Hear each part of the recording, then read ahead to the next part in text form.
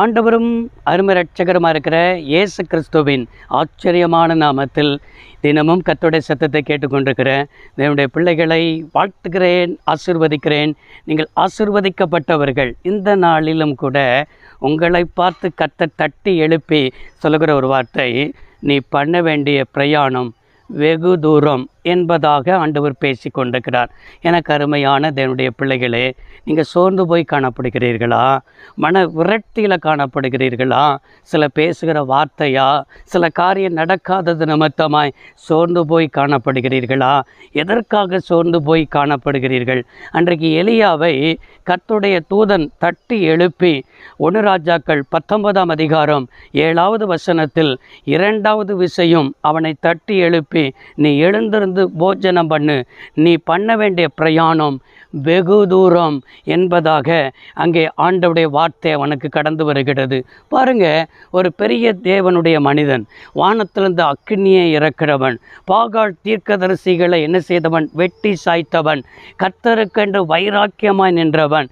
ஆனால் இந்த ஏசபேலின் வார்த்தையை கேட்டவுடனே அவன் சோர்ந்து போய், நாளைக்கு எப்படி நீ என்ன செய்தாய்? பாகால் தீர்க்கதரிசிகளுக்கு செய்தாயோ அதே போல உன் பிராணனுக்கு செய்யப்படும், உன் பிராணனு நான் வாங்குவேன் என்று சொல்லும்போது இவன் சோர்ந்து போய் சூரச்செடியில் போய் படுத்து கொண்டான். சில வார்த்தைகள் உங்களை சோர்வடைய பண்ணுகிறதா? சில காரியங்கள் உங்களை சோர்வடைய பண்ணுகிறதா? சில சம்பவங்கள் சோர்வடைய பண்ணுகிறதா? எது நிமித்தம் சோர்ந்து போய் காணப்படுகிறீர்கள்?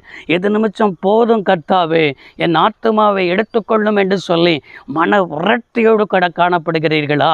கர்த்தர் சொல்லுகிறார், இல்லை மகனே, இல்லை மகளே, நீ பண்ண வேண்டிய தூரம் வெகு தூரம் உண்டு.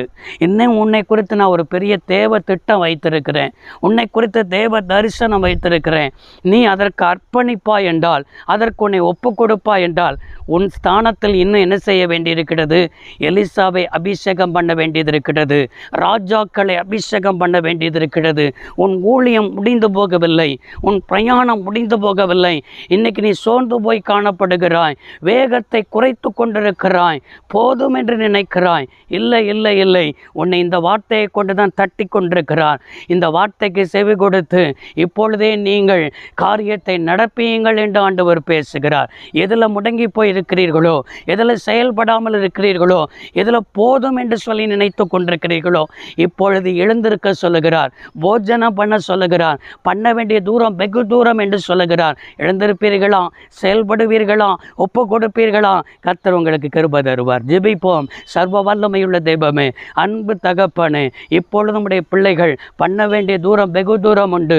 சோர்வின் ஆவி நீங்கி போகட்டும், நம்முடைய பிள்ளைகளுடைய வேகத்தை தடுக்கிற ஆவிகள் உடைந்து போகட்டும்.